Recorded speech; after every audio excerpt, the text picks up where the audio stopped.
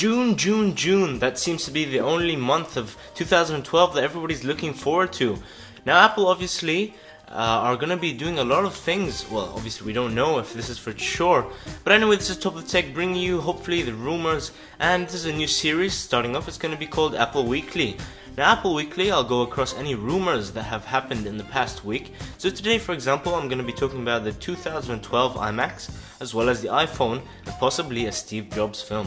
Now, first of all, we're going to talk about the Steve Jobs film. Now, obviously, going through the hundreds of thousands of actors that could take the role as Steve Jobs, a very close lookalike is the famous 2.5 Men, or What Happens in Vegas actor, Ashton Kutcher. Now, a lot of people have looked at the actor, and he looks actually quite visually the same as Steve Jobs. However, do you think that he could play a part as serious as Steve Jobs compared to the other films as well as the TV series 2.5 Men that he has been doing? Leave a comment or interesting response down below if you guys have anything to say about that. But moving more onto the tech side of things, now we've got the 2012 iMac. Now, we all know that Intel are hopefully releasing new processors known as the Intel Ivy processors, which have graphics processors already in there, graphics cards.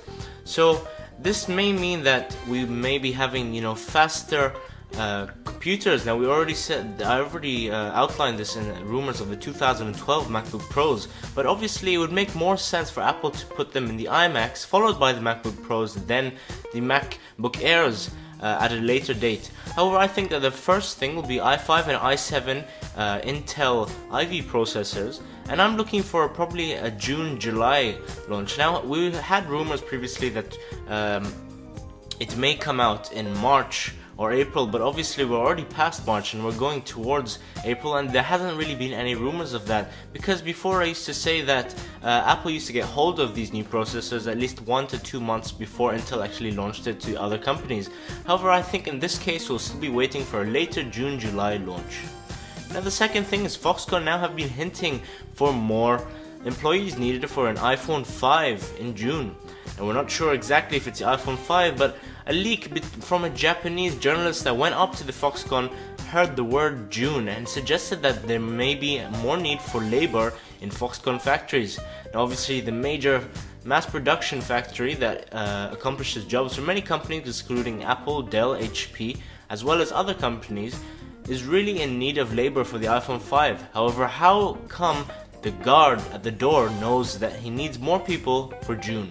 Anyway, that was just 3 quick stories. If you guys like the series, if you guys are interested, please subscribe. And if you want to see next week's episode of Apple Weekly, just don't forget to subscribe, share this, and I'll catch you later.